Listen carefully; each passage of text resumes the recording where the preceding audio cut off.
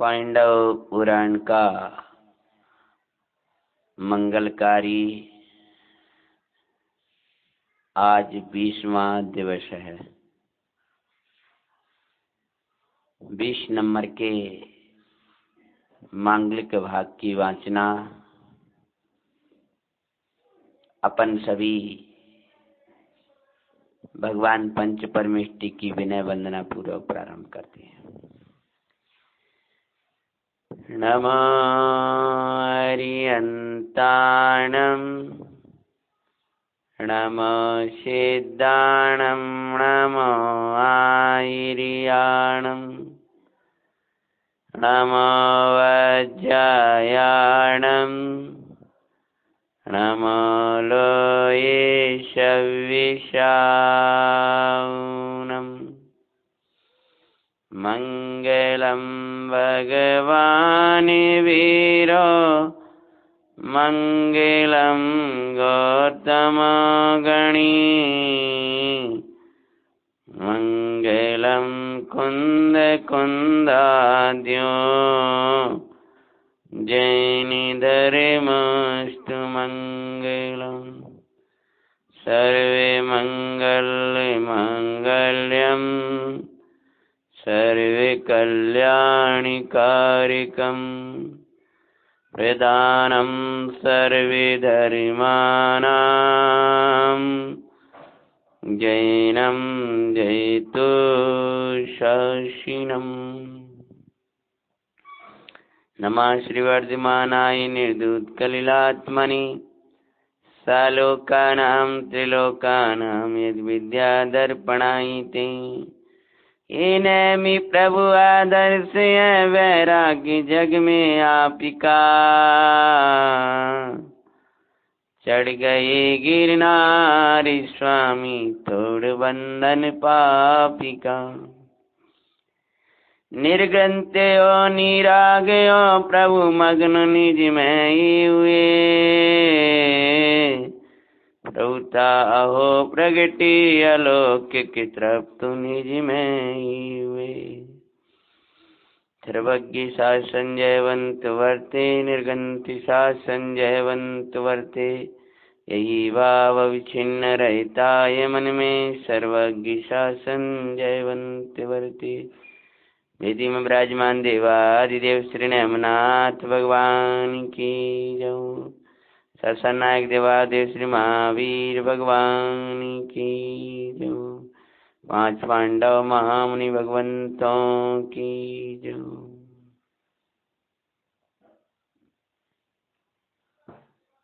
कर्म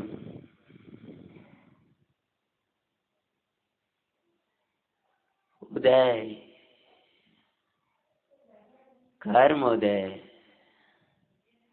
जीव को कहाँ ले जाए। जैसा उदय होता है वैसे ही क्षेत्र अधिक मिलते हैं, पर जैसा परिणाम होता है वैसे उदय का बंध होता है। नारायण कृष्ण अकेले उस जंगल में शयन कर रहे हैं। भूख प्यास से व्याकुल तन भूमि माई पड़े देखो उदय को पापे उदय में कैसी विपदा माई कड़ी। माँ परोसों की ऐसी दशा तो अन्य की को वार्ता कर पाते हैं। 5 पांडवों की मंगल में कथा सुनाती। प्यास की वेदना जब सहन नहीं भई, जब आगे जाते नहीं बना, तब भैया बलभद्र से कहा, बलराम जी लेने के लिए चल गए थे, जाते जाते कृष्ण जी से कह गए थे कि मैं जल लेने जा रहा हूं, पर तू भगवान पंच परमेष्टि का सुमरन करना। भगवान का नाम ही वो महामंत्र है, वो अमृत है जो इस तृषा को बुझाने वाला है। बाय का जल तो थोड़ी देर शांतता सा, शीतलता सा देता हुआ दिखाई देता है, लेकिन परमात्मा का जो नाम है वो नाम तो सदा सदा के लिए शीतलता देता है। भगवान का नाम स्मरण का सहारा दिला करके बलदेव जी चले जाते हैं। नारायण श्री कृष्ण जी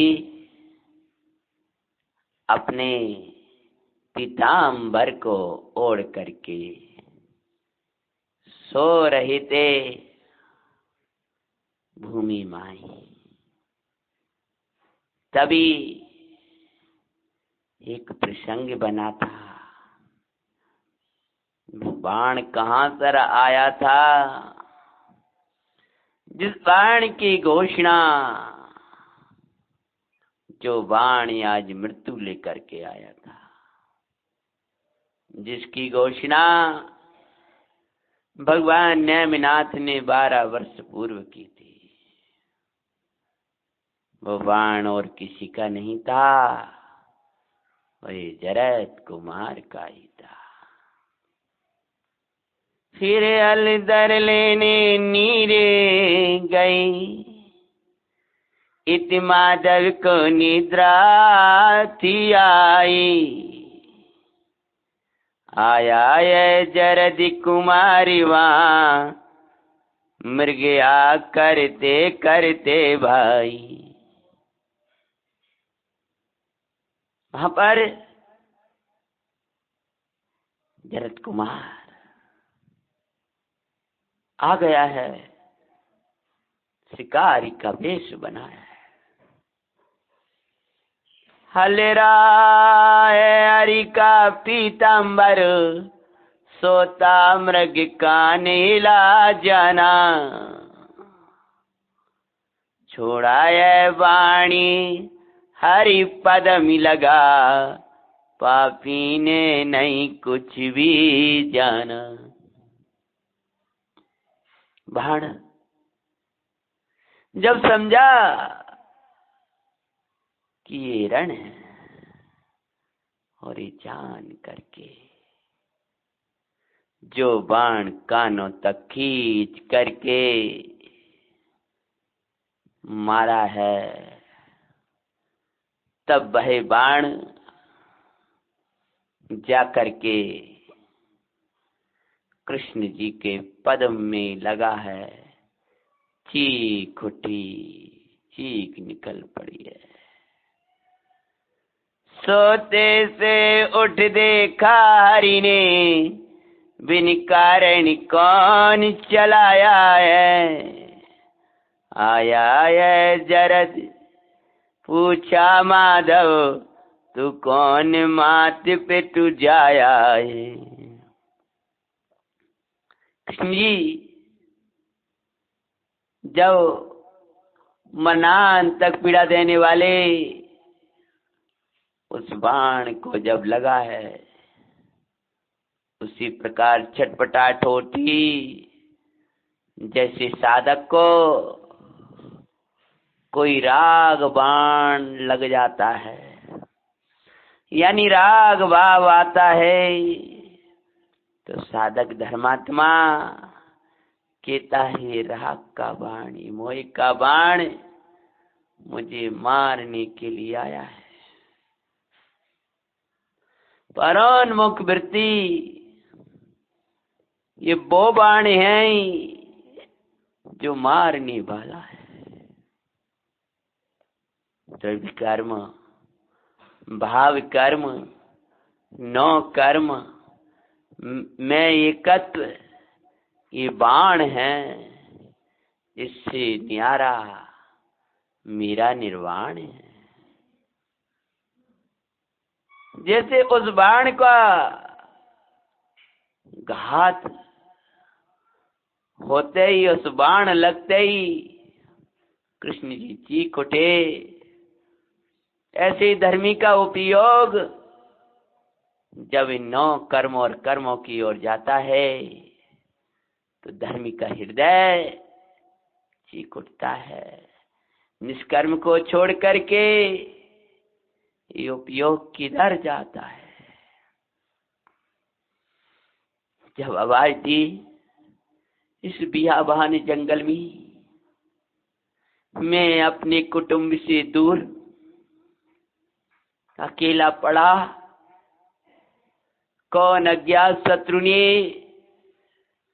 आकर के ये चुप करके बाण किया, वार किया है मेरे ऊपर, वार किया है। अरे कौन है, आओ मेरे सामने, किस शत्रुता का निभाने के लिए तुमने किया, अपना परिचय तो दो। तब जरद कुमार सामने आ जाता है। हे पुरुषोत्तम, मुझे क्षमा करना, तुम कौन हो मैं नहीं जानता हूं, लेकिन इस जंगल में आज तक किसी मानव का प्रवेश नहीं हुआ। मैं अपने भाई की रक्षा के लिए ऐसे वन में आया था जहां कभी मानव आ ना पाए। प्रभु की आज्ञा को सुना, प्रभु की वाणी को सुना कि मैं उनकी मृत्यु का कारण बनूंगा। मैं अपने भैया की मरण का कारण नहीं बनना चाहता था। इसलिए पुरुषोत्तम, भाई के, मेरा छोटा भाई है कृष्णा, मुझे उससे अति स्नेह था। मैं द्वारिका छोड़े आया,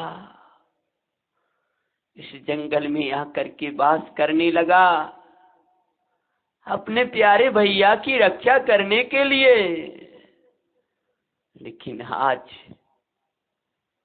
भैया की रक्षा के कारण जंगल आया था, लेकिन मैंने मृग समझ करके तुम्हारा घात कर दिया। इसका मुझे बड़ा दुख है। परिचय दे करके क्या बोले हैं, आया जरद पूछा माधव, तू कौन मात पितु जाया है। न कृष्ण जी जरद कुमार को पहचान पाए, ना जरद कुमार कृष्ण को पहचान पाया है। तब बोला है, यादव वंशी वसुदेव पुत्र, अरु जरा हमारी माता है। जो हुआ अनर्थ आज मुझसे, वह तात का नहीं जाता है। आपके प्रति मेरा अपराध जानबूझ कर नहीं किया, मैंने तो एक मृग समझ करके तुम पर बाण चला दिया। जिन बच सुन निज मरणी व्रातिका, जिन बच सुन निज कर मरणी व्रातिका, तब मैंने वन को गमन किया। हो गए 12 वर्षिया, मैंने ना कहीं प्रस्थान किया। है कौन आप किस काज आज विकराल वनी में आए हैं। लखी व्रात किया माधव वर्णन सुनि प्राणी कंठ गत आए हैं। आप कौन हो? मैं तो वासुदेव का पुत्र हूं। मेरी माँ का नाम जरा है और मेरा नाम जरत कुमार है। लेकिन हे पुरुषोत्तम, आप कौन हो? लखी व्रात किया माधव वर्णन सुनि प्राणी कंठ गति आए हैं। अब सब कंपा तर तरे गाते, सब कंपा तर तर गाती जरद नहीं धीर हृदय में धरता है। धनुबाण गिराए सब ऊपर माधव के चरनी पकड़ता है। जब समझा ये तो मेरे भैया कृष्ण हैं, जिनके लिए मैं 12 वर्ष से जंगल में पड़ा था। आखिर जिस कारण राज्य छोड़कर आया था वही कारण मेरे सामने बन गया। कृष्ण उठायो व्रात को मिले कंटे और लाए। शोक कियो अति हो गईनी ओनुआर ठहराई।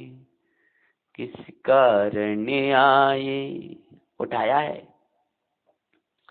और अपने हृदय से लगाया। दोनों भारी रोदन करने लगे। कृष्ण जी ने जरत कुमार मूर्छित हो गए सुना। उठा करके सब वर्णन कुटुंब का किया, बहुत दुख का वेदन किया है।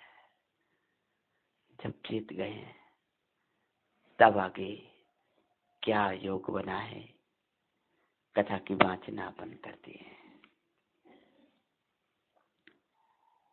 उसे समी जरद कुमर पीतांबर हिलताला।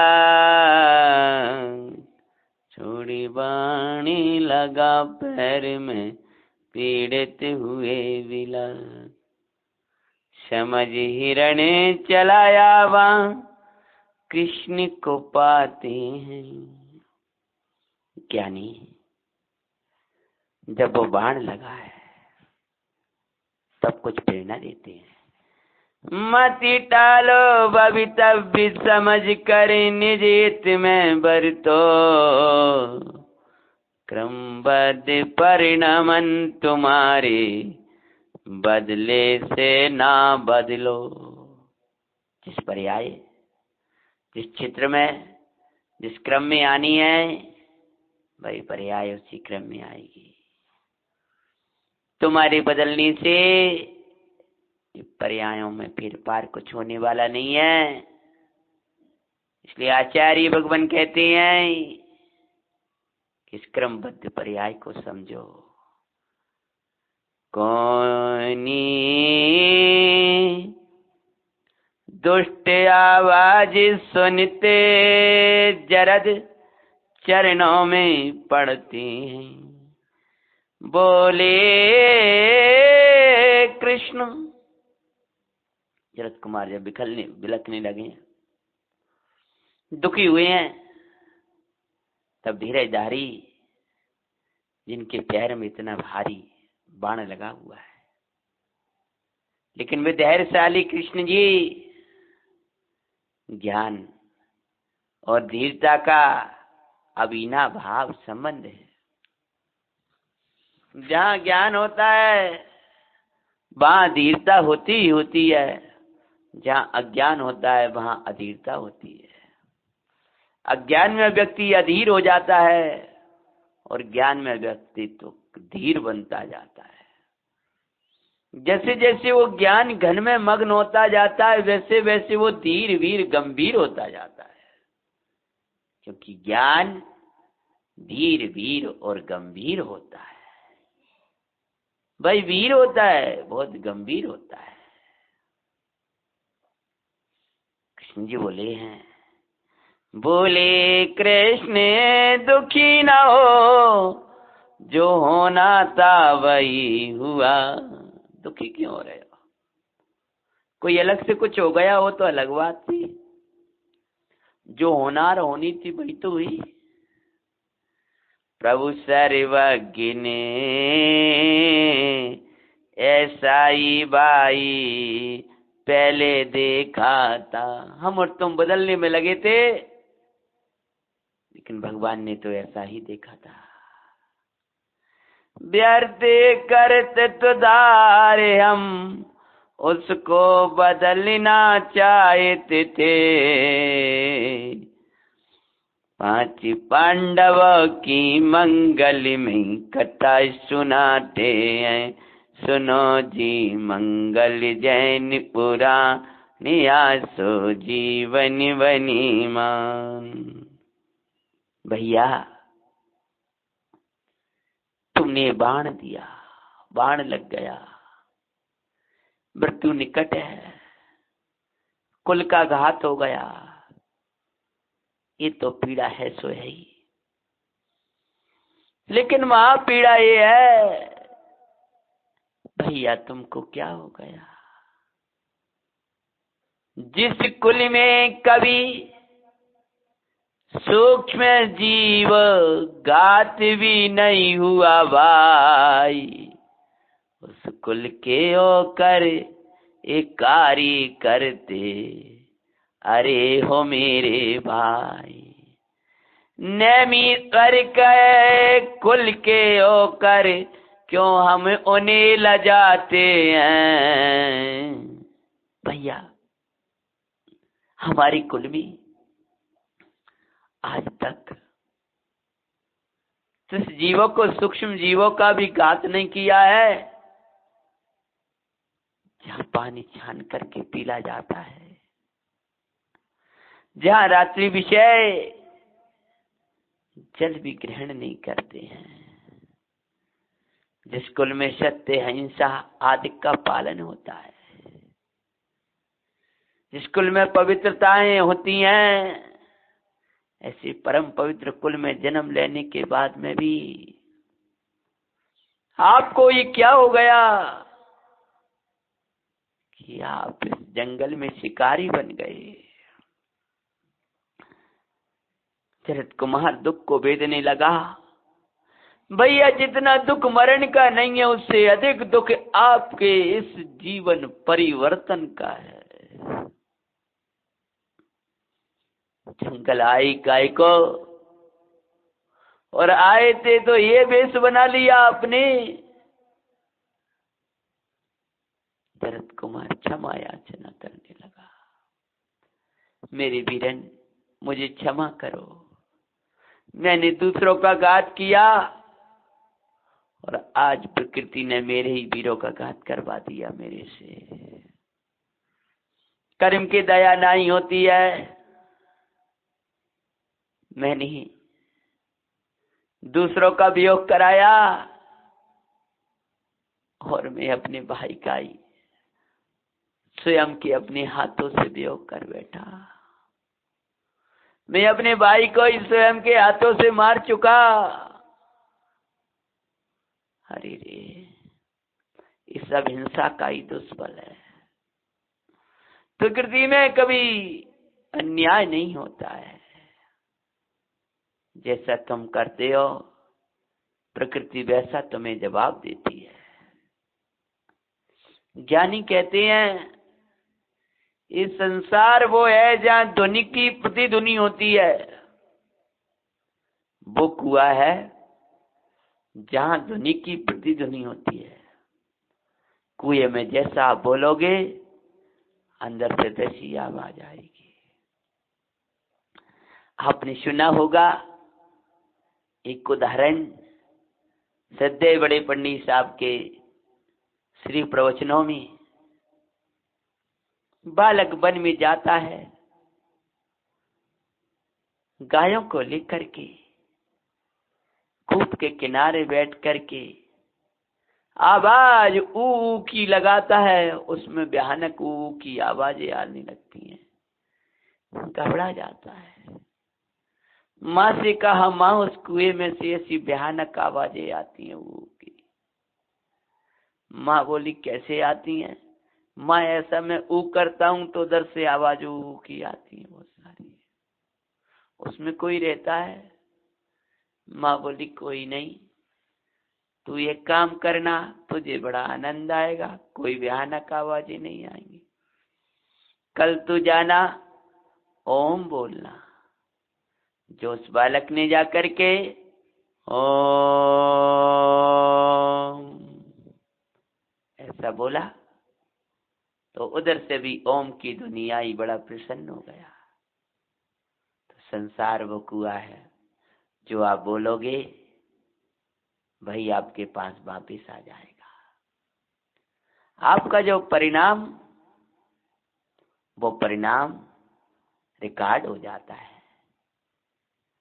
पुराना उदाहरण याद करो तो कर्म की कैसेट में रिकॉर्ड हो जाएगा, नौ कर्म का स्पीकर उसको बोलने लगेगा। आपने जो कैसेट लगाई है वो किसी ने बोली थी, मैंने बोली, वो प्रवचन आपने रिकॉर्ड किया और स्पीकर में वैसी आवाज आने लगी। जब वो आवाज वैसी आ रही, मैंने कहा जी स्पीकर को तोड़ दो, क्यों आ रही है आवाजें?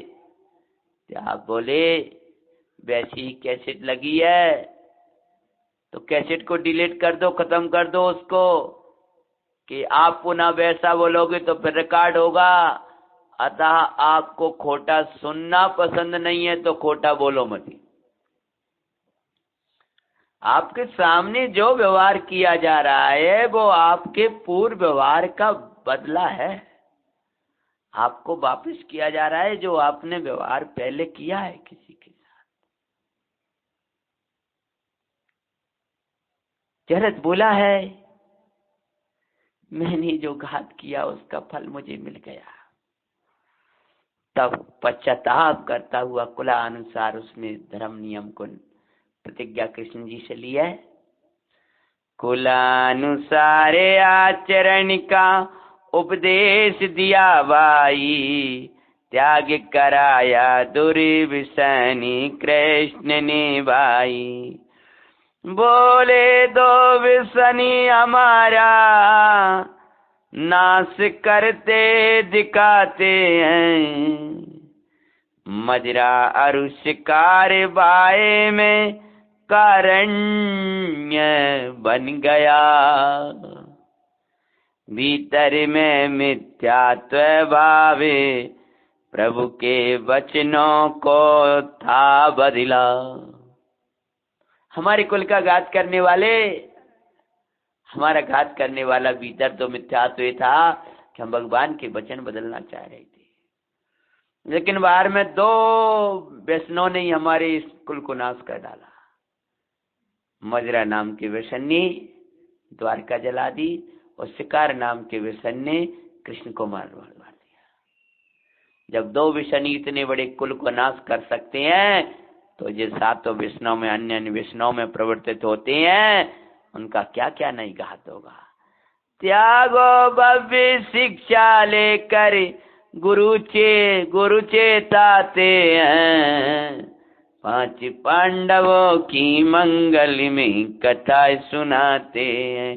सुनो जी मंगल जैन पुरा, नियासो जीवन बनी महान।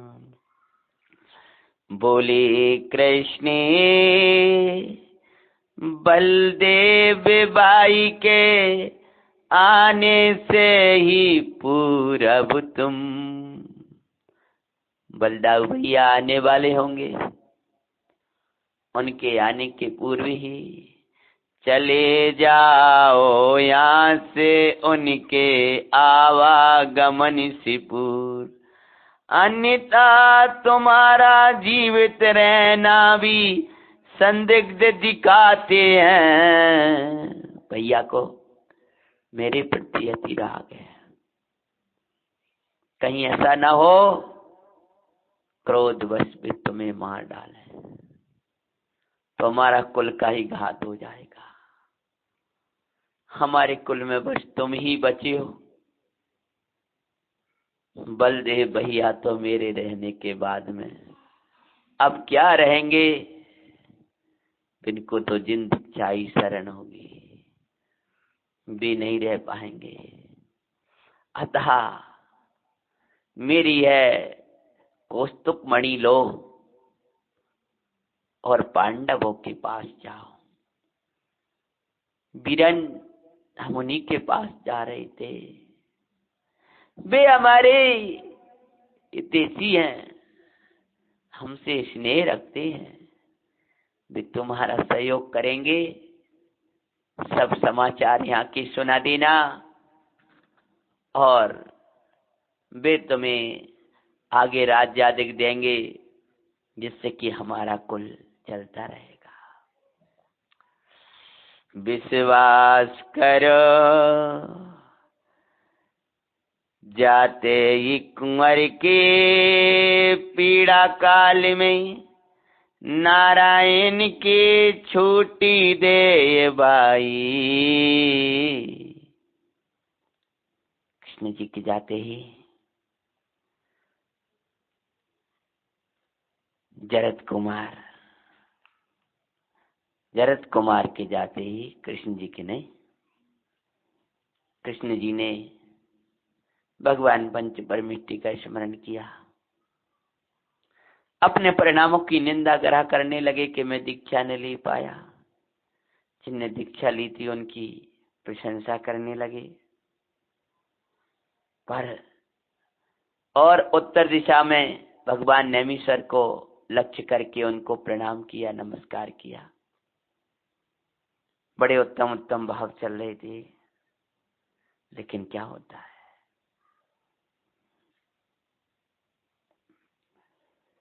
इतना कह जरद कुमार गया, हरि नमो कार्य का मंत्र लिया, किया नेमि जिनेश्वर को वंदन, जिन राज त्याग शिव मार्ग लिया। नेमिनाथ भगवान प्रभु धन्य, आपने सर्वस्व त्याग करके जिन मार्ग को अपना लिया। मेरे पुत्र भी धन्य जिन्होंने इस मार्ग को अपनाया। मम गर्व किया तप नहीं किया, जो स्वर्ग मुक्ति सुखकारी है। अस्भाव यह भाव विचारे हरि हृदय, अपनी पर्याय विचारी है। मैंने तप ना कर पाया, ऐसी आंखों में आंसू भर करके निंदा करा पड़ रहे थे, तब तक तो होनार बस एक खोटा भाव आ गया। दीपायन झूठा तपदारा, मेरा सब बंसी नसाया है। खोटे परिणामन रौद्र, खोटे परिणाम रौद्र भाव धर, हरि ने प्राणी गमाया है। दीपायन वो तो सब ठीक है, लेकिन दीपायन बहुत खोटा था। उसने खोटा तप किया, क्रूर था, दुष्ट था, वो घातने लायक था। उसने हमारे कुल का नाश कर डाला। काय का तप था उसका, ऐसे परिणाम से ही देह छूट गई। और देह छूटी है तब क्या होता है। कुंवर के पीड़ा काली में, नारायण की छूट गई दे। भूख की प्यास के महापीड़ा, वेदना की पीड़ा और दीपायन के प्रति कसाय भाव की पीड़ा, उस पीड़ा में ही देह छूटी है और पानी भी आ नहीं पाया, महापीड़ा माई कोई साइना, शरणता देखो जग की। बलदेव जी पानी भी लेकर के नहीं आ पाए, संसार की अशरणता को तो देखो। ले लो शरण पानी विचित्र, पानी भी आ नहीं पाया था, उदय की विचित्रता दिखाते हैं। विश्वास करो भवि प्रभु परमेष्टि बिन शरण को नाई, जो शुद्धात्म शरण दिखाते अनाथ पना हरे भाई।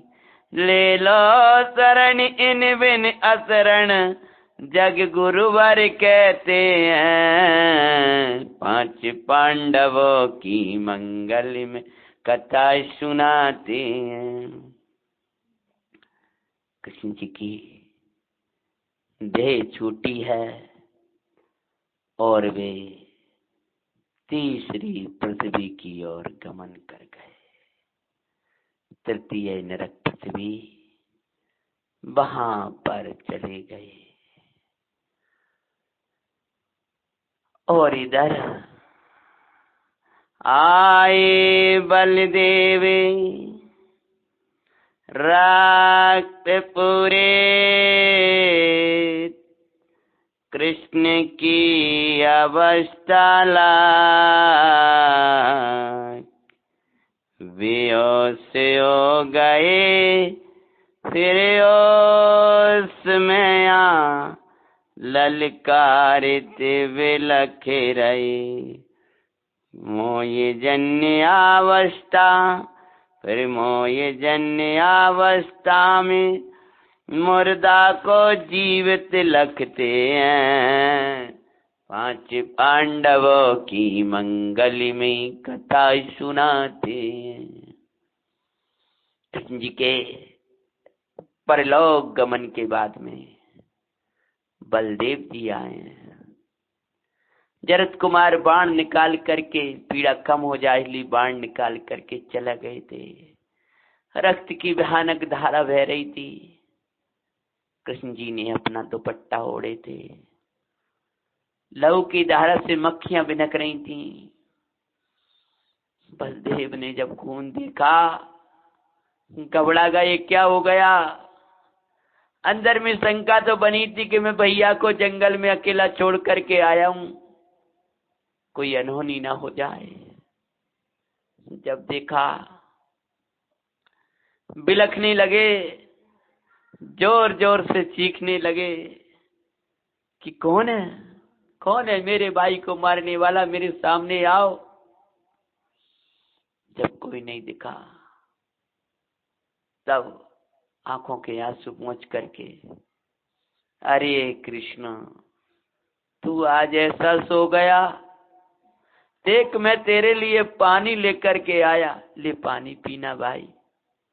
चले अपन को आगे पांडवों के पास चलना है ना। अरे आज तुम्हें क्या हो गया, मेरे से बोलते क्यों नहीं, मैं तुमको शीघ्र ही पानी लेकर आ गया। अरे मैंने पानी लाने में विलंब कर दी इसलिए तू मेरे से नाराज हो गया क्या। नाना मोह जन विलाप करने लगे और फिर कृष्ण जी को जिंदा समझ करके उठा करके पानी पिलाने लगे, भगवान का सुमरन कराने लगे। और कोई ने आकर कुछ कहा तो कहने लगे मेरा भाई तो जिंदा है, कौन कहता है मरा है। मुर्दा कोई जीवित जान लिया। कैसे जान लिया। पांडवों को जैसे यह अज्ञानी प्राणी इस अजीब को अजीब मानने तैयार नहीं होता है, और जीव मान करके ही प्रवर्तता रहता है। ऐसी कृष्ण को जीवित मान करके ही व्यवहार कर रही थी वो। जब पांडवों को पता चला है त्रिखंडाधिपति नारायण कृष्ण का मरण हो गया, द्वारकावती जैसी महानगरी अग्नि में भस्म हो गई, तब बड़ा दुख हुआ, निवास में रुदन छा गया। पांडवों को बलदेव जी की दशा का भी पता चला, तो उनको समझाने के लिए उसी स्थान पर आए और कहने लगे, भैया कृष्ण जी का वियोग हो गया, अब अपन इस सबको संस्कार कर दें। तब भी मोह में दुखी होते हुए बोले, किसने कहा मेरा भाई मरण को प्राप्त हो गया? अरे तुम्हारे कुटुंबी मरे, मेरा भैया क्यों मरेगा? मेरा भैया तो सोया है। चल कृष्ण चल, अपन वार्ता करेंगे। ऐसे मोह में मोहित होते हुए बलदेव जी को देख करके पांडव उनका साथ नहीं छोड़े, संग ही उनके रहें कि इनकी दशा थोड़ी शांत हो जाए तब कुछ जा पाए। तब एक सिद्धार्थ नाम के देव ने आकर के मुर्दे बैलों पर हल चलाया, सूखी शिला पर बीज बोने लगा। ये देख करके बलदेव जी बोले, क्या करते हो तुम? मरे मराए बैलों को हाँक रहे हो, हल चला रहे हो, शिला पर बीज लगा बो रहे हो? बलदेव बोला, अरे भैया तुम मुझे पागल कह रहे हो, तुम भी तो वही काम कर रहे हो, मुर्दा कृष्ण को जिंदा समझ रहे हो। जब चारों तरफ जय जी वार्ता लगी, होश आया बलदेव जी ने, और तब ज्ञान हुआ, रे मैं तो मोह में उन्मत्त हो रहा हूं। 3 खंड का अधिपति हजारों देव जिसकी सेवा करते थे, आज ऐसा देह छोड़ करके मेरा भाई चला गया। मैं किस मोह में नाच रहा हूं, अब मुझे अपने कल्याण में देर नहीं करना चाहिए। तब तत्काल ही पांडवों के साथ करदाए संस्कार कृष्ण का, बलदेव ने धरी दीक्षा। बलदेव जी ने दीक्षा को धारण की और बलदेव महामुनि महाराज की जय हो। द्वारापुरी बसा पांडवों ने, जरत को राजा किया। पुनः द्वारकापति को बसाया है और उस द्वारकापुरी के राजा जरत कुमार को बनाया। अनेक राजाओं की कन्याओं से उनका विवाह कराया, लेकिन वे राज्य भले कर रहे थे। कृष्ण जी के समय, नैमिष प्रभु के समय जो द्वारिका थी, वो द्वारिका की शोभा अब ना रही। पर श्री कृष्ण बिना शोभाना, द्वारिका की पाते हैं। कृष्ण जी के बिना द्वारिका कैसे सुशोभित नहीं हो रही थी। जो शुद्धात्म के बिना सब सुना, वैसा ही शून्य दिखाए। जैसे जहां आत्मा नहीं होता, जिस चर्चा में आत्मा नहीं होता, जिस चर्या में आत्मा नहीं होता, जिस क्रिया में आत्मा नहीं होता, वहां सब रसहीन दिखाई देता है, सूनापन लगता है, आत्मा नहीं होता, अर्थात आत्मा का श्रद्धान ज्ञान आचरण नहीं होता। समिकित विने सब सुना, दिके दिके ये जीवन समकितु बिना। धिक्कार है, आत्मा की श्रद्धा ज्ञान के बिना का सब सुना है। और क्या जो शुद्धात्म के बिना सब सुना, वैसे ही शून्य दिखाए। वो द्वारिका अब तो शोभा नहीं पाए। जो समकित बेने ज्ञान वृताधिक शून्य दिखाते हैं। 5 पांडवों की मंगल में कथा सुनाते हैं। सुनो जी मंगल जैन पुरानी, आशु जीवनी बनी महान। जिसे सम्यक दर्शन के बिना ज्ञान और चारित्र सुना है, उसी प्रकार से द्वारिकापुरी नारायण श्री कृष्ण के बिना सूनी हो गई थी। इधर पांडवों ने अपने पुत्रों को राज्य दिए हैं और 5 पांडव सती द्रौपदी, माता कुंती और अनेक उनकी रानियों सहित विरक्त होकर के चल दिए। वासा संसारे असारी सारे बस, इसमें समय सार। चले दिए पांडु कुमार। पांडु के कुमार मतलब पांडव। अखिल विश्व में एक आत्मा, ध्यान योग्य सार। 12 ओरे अविकार। ये संसार है यानी यहाँ कोई नहीं नी। है नित्य तो आत्म, जो बाल लगाओ वहाँ चित। असरण्य सारहीन है श्री जिन वर की वाणी अविकार। 12 पांडु कुमार। बड़े भावनाओं को बांटे हुए नेमिनाथ प्रभु के समो शरण में पहुंच गए। बोलो देवादिदेव श्री नेमिनाथ भगवान की जय हो।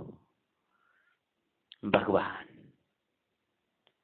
की दिव्य वाणी का श्रवण कर रहे हैं और भगवान को नमन करके क्या किया। पुत्रादिक को राजी दे, पांडव विरक्त हो कि चले। प्रभु नेमिनाथ के समो शरण में होते हर्षित बड़े। वैराग के साथ हर्ष को लाता है। वैराग प्रसन्नता को लाता है, आह्लाद को, प्रसन्नता को जन्म देता है। वैराग भगवान का वंदना की। युधिष्ठिर ने, भीम, अर्जुन, नकुल और सहदेव सबने भगवान की बात दिव्य वाणी को सुनने के बाद अंदर में विरक्तता आई है। तब युधिष्ठिर के अंदर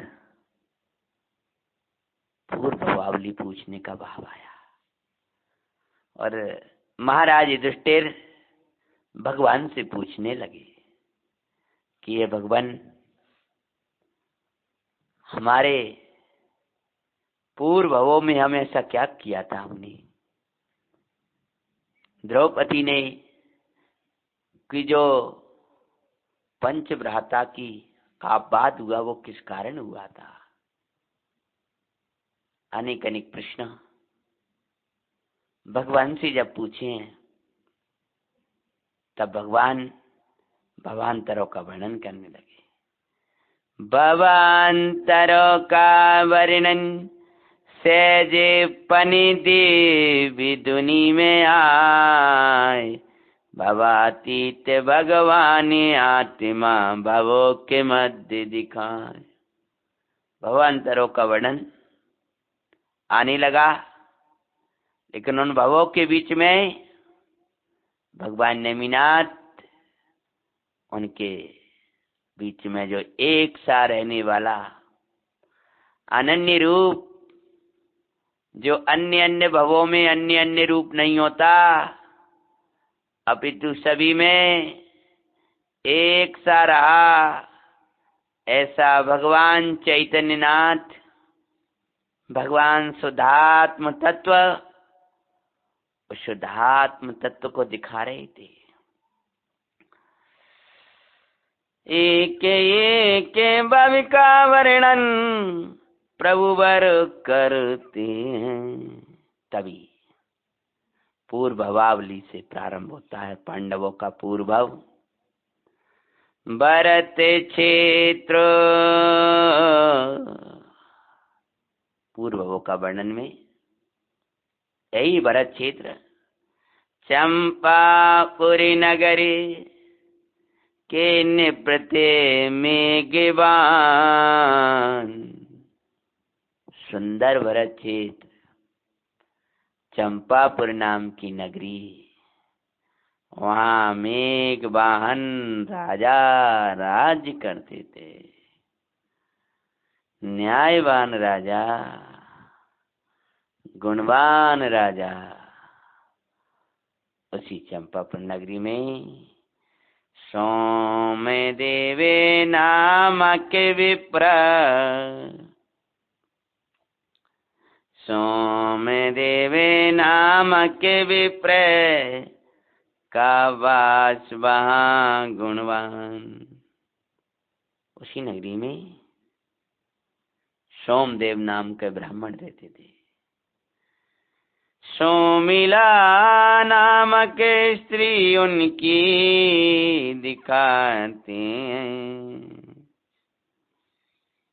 सोमदेव की सोमला नाम की स्त्री और सोमला नाम की स्त्री के 3 पुत्र हुए।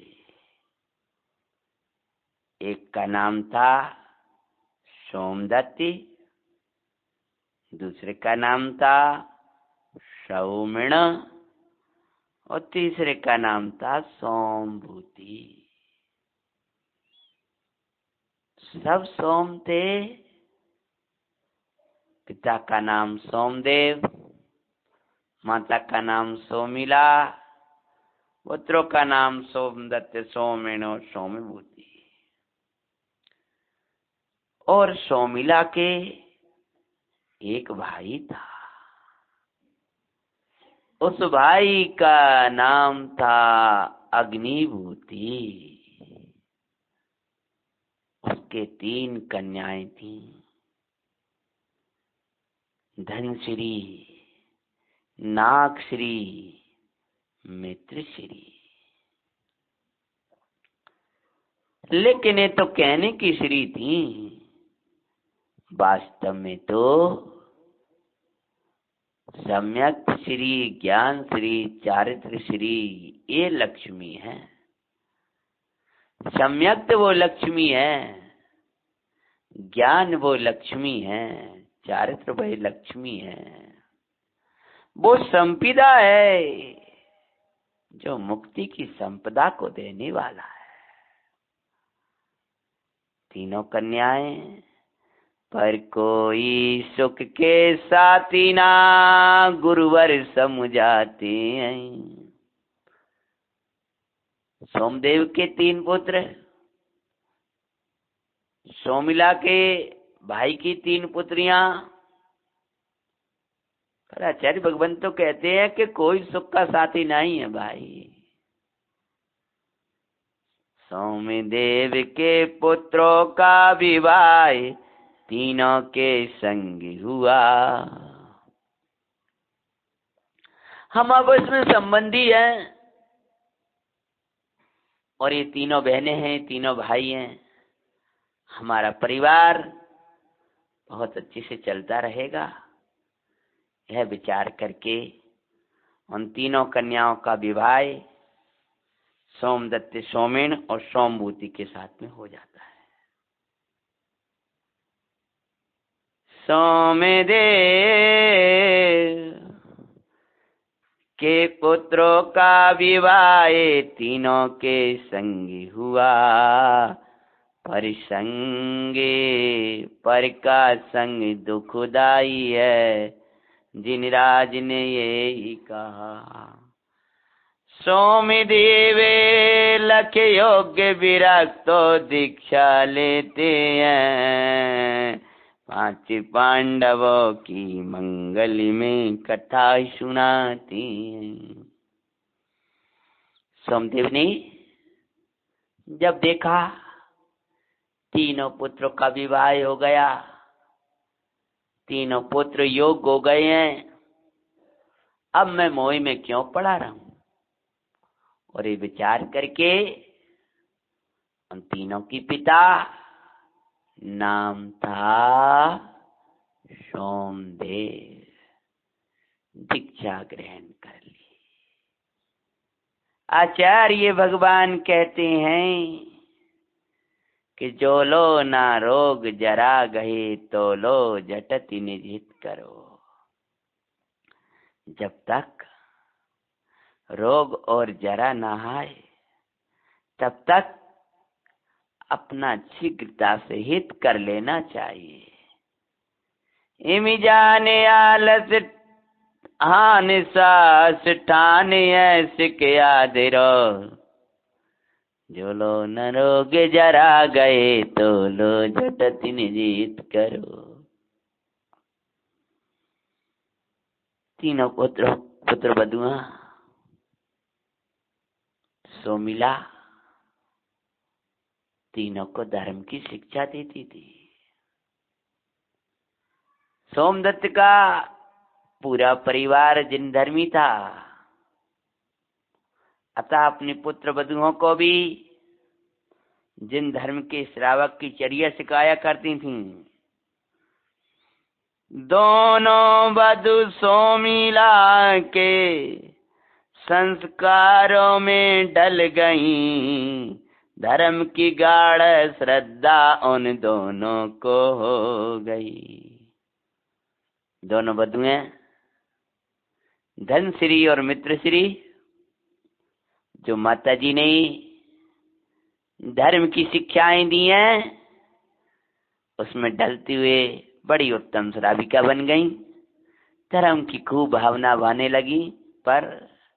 पर नाग श्री क्रूर धर्म से विमुख दिखाते हैं।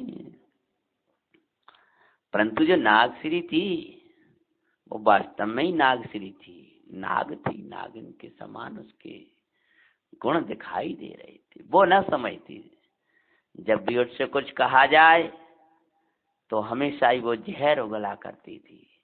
कहने से ऊपर ऊपर से कर भी ले, लेकिन भीतर भीतर उसके अंदर कसाय भड़कती थी कि का धर्म में काय का धर्म।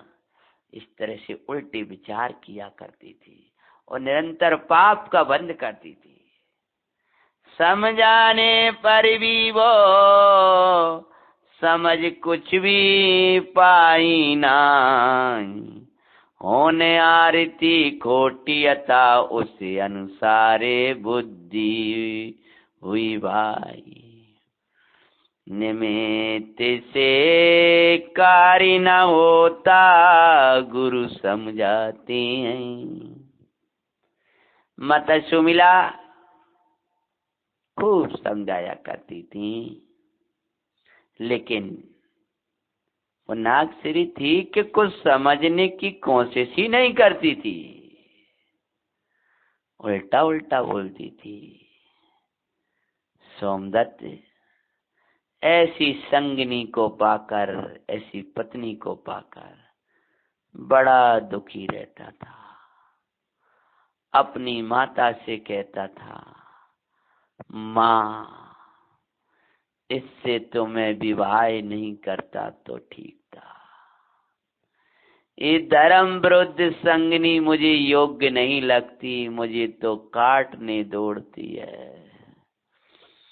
मेरा भाव आता है मैं तो इसका त्याग कर दिगंबरी दीक्षा धारण कर लूं। माँ समझाए, बेटा चिंता नहीं कर, कुछ दिन में इसकी दोनों बहन तो को विशेष रुचि है तो उसके अनुसार ही इसकी भी रुचि ढल जाएगी। माँ के कहने से सोमदत्त नागश्री के साथ निर्वाह तो करता रहता था, लेकिन कभी प्रसन्न नहीं रहता था। धर्मात्मा को बहुत भोजन पान और कुछ नहीं चाहिए। धर्मात्मा तो बस इतना चाहता है कि सब धर्म में लगे रहें। वो ये नहीं चाहता मेरी पत्नी कितनी सुंदर हो, कि कितना वैभव हो, कि क्या हो उसके पास। भाई ये जानता है कि उसकी हृदय में जिन वाणी रहे, उसकी आंखों में जिन रूप बसा रहे, उसकी कानों में जिन वाणी गूंजती रहे, जिसके शील और संयम रहता है, जिन वाणी बसती है, जिन भगवान रुचते हैं, वो कन्या सुंदर कहलाती है। क्या किया, बहुत दिन हो गए। एक बार का समय था, तब एक आनंद का उत्सव आया। मुनिराज आते हैं, परमानंद लाते हैं। बे समय सार का अमरा हम पर बरसाते हैं। मुनिराज आते हैं, परिमानंद लाते हैं। धर्म रुचि नाम के महामुनिराज, बोलो धर्म रुचि महामुनि महाराज की जय हो। हार चर्या के लिए आए और योग से धनदत्त के गृह में, धनदत्त के द्वारे आकर मुनिराज रुक जाते हैं। धनदत्ती बड़ा प्रसन्न हो, धनदत्त नहीं सोमदत्त, सोमदत्ती जो भाई बड़ा था, सोमदत्त बड़ा प्रसन्न होता है कि मुनिराज पधारे, मुनिराज पधारे। और बड़े उल्लास पूर्वक मुनिराज का पड़गान कर रहा है। अत्रो अत्रो तिष्ठ तिष्ठ, भूमि शुद्धि मुनि को दिखाए। श्रावक चंदन चौक पुराए हैं, गुरुवर आज मेरी कुटिया में आए हैं। गुरुवर आज मेरी कुटिया में आए हैं। बाबा गया मेरे आए हैं, मुनिवर आज मेरी कुटिया में आए हैं। अंदर में बड़ी प्रसन्नता से नागश्री से कहता, नागश्री अरे प्रसन्नता से आओ, मुनिराज पधारे, मुनिराज पधारा। सोमदत्त को देखकर वो भी ऊपर ऊपर से आ गई और चौका में ले जा रही, लेकिन अंदर कुटिलता। पूरा परिवार जन इकट्ठे हो गए। नागश्री ने अपनी रसोई तैयार की और अंदर जहर भड़क रहा है। ऊपर भक्ति दिखा रही है और भीतर तो जहर था कसाई का। और उस कसाई के जहरीले रूप ने भयानक रूप दिखाना शुरू कर दिया। वे पापनी भूली गई के दिगंबर साधु हैं, आगे के पापों का दंड भूल गई और कुछ कर बैठी। क्या कर बैठी जिसके कारण वो भटकी है। आज आपको पता होना चाहिए कि ये जो तीन सोमदत्त, सोमण्य, सोमभूति हैं, ये युधिष्ठिर, भीम और अर्जुन। सोमदत्त जो है वो अर्जुन है और युधिष्ठिर और भीम सौमिन और सोमभूति हैं, और ये पवित्र जो धनश्री और मित्रश्री हैं ये नकुल और सहदेव होंगे। पर नागश्री है भाई द्रौपदी का जीव है। क्या किया है उस जीव ने, कैसी आराधना करी जो कौन सी गति में जाएगी, और कैसे आराधना करी जो द्रौपदी बनी है। कथा का अगला भाग अपन अगले दिन लेंगे। क्या कुटिलता दिखाती है वो नागश्री, कैसी सुनेंगे अद्भुत पूर्वभाव, और कैसी पांडव तपस्या करेंगे अपन आगे लेंगे। अभी का अपना समय हो गया। देवादिदेव श्री नेमिनाथ भगवान की जय हो।